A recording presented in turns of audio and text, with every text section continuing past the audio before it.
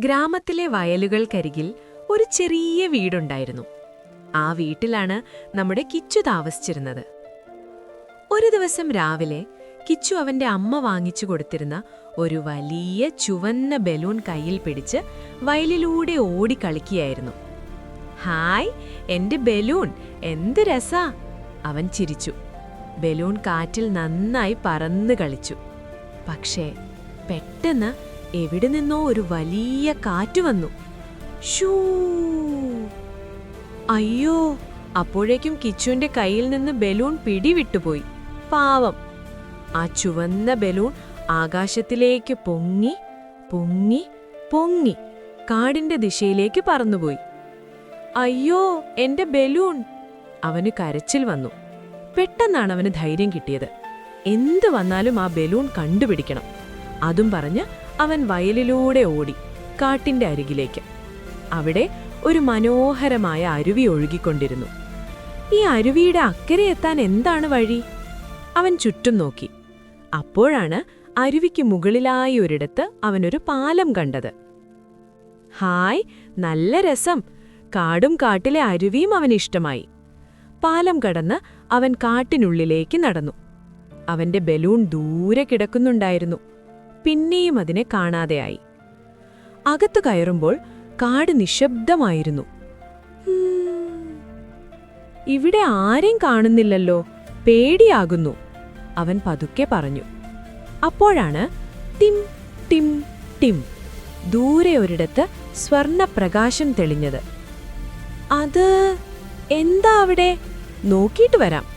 അവൻ കൗതുകത്തോടെയും അല്പം പേടിയോടെയും കുറച്ചുകൂടി മുന്നോട്ട് നടന്നു. എന്റെ ബലൂൺ എവിടെയാവും ഉണ്ടാവുക? കിച്ചു ആലോചിച്ചുകൊണ്ടിരുന്നു. പെട്ടെന്ന് അയ്യോ! അവൻ ഞെട്ടിപ്പോയി. ഇതെന്താ? ഒരു കുറുക്കനിതാ വലയിൽ കുടുങ്ങിക്കിടക്കുന്നു. പാവം, അതിന്റെ കണ്ണുകൾ തന്നോട് സഹായം ചോദിക്കുകയാണ് എന്ന് കിച്ചുവിന് തോന്നി. അവന്റെ മനസ്സിൽ കരുണ നിറഞ്ഞു. പേടിക്കണ്ട കേട്ടോ, ഞാൻ നിന്നെ രക്ഷിക്കും. അവൻ പതുക്കെ വല അഴിച്ചു. കുറുക്കൻ ആശ്വാസത്തോടെ മോചിതനായി. അത് തലകുനിച്ചുകൊണ്ട് അവനോട് നന്ദി പറഞ്ഞു. അതിന്റെ കഴുത്തിൽ പച്ച നിറത്തിലുള്ള തുണി കൊണ്ടുള്ള പട്ടയുണ്ടായിരുന്നു. വാ, നീ എന്റെ കൂടെ വാ, നിനക്ക് ഞാനൊരു കാഴ്ച കാണിച്ചു തരാം. അതും പറഞ്ഞ് കുറുക്കൻ മുന്നോട്ട് നടന്നു. കിച്ചു കുറുക്കനു പിന്നാലെ നടന്നു. അവരൊരു പാലം കടന്നു. പാലം കടന്ന ശേഷം കുറച്ചുനേരം അവരൊരു മരച്ചുവട്ടിലിരുന്നു. പെട്ടെന്ന് എവിടെ നിന്നോ ഒരു ദിവ്യപ്രകാശം അവിടേക്ക് വന്നു. അപ്പോഴാണ് വലിയ അത്ഭുതം സംഭവിച്ചത്. അതാ, ഒരു അത്ഭുത ലോകം അവർക്ക് മുന്നിൽ തെളിഞ്ഞു വരുന്നു. ഒരു സ്വർണ്ണ കാട്, അതിന്റെ മധ്യത്തിൽ ഒരു വമ്പൻ സ്വർണ്ണ ജീവവൃക്ഷം, ക്രിസ്റ്റൽ കൊമ്പുകളുള്ള മാനുകൾ, മിന്നുന്ന മുയൽക്കുഞ്ഞുങ്ങൾ, സ്വർണ്ണശലഭങ്ങൾ, പ്രകാശജീവികൾ. കിച്ചു തുള്ളിച്ചാടി. ഹായ്, ഇതൊക്കെ സത്യമാണോ? കുറുക്കൻ അപ്പോൾ അഭിമാനത്തോടെ അവനെ നോക്കി.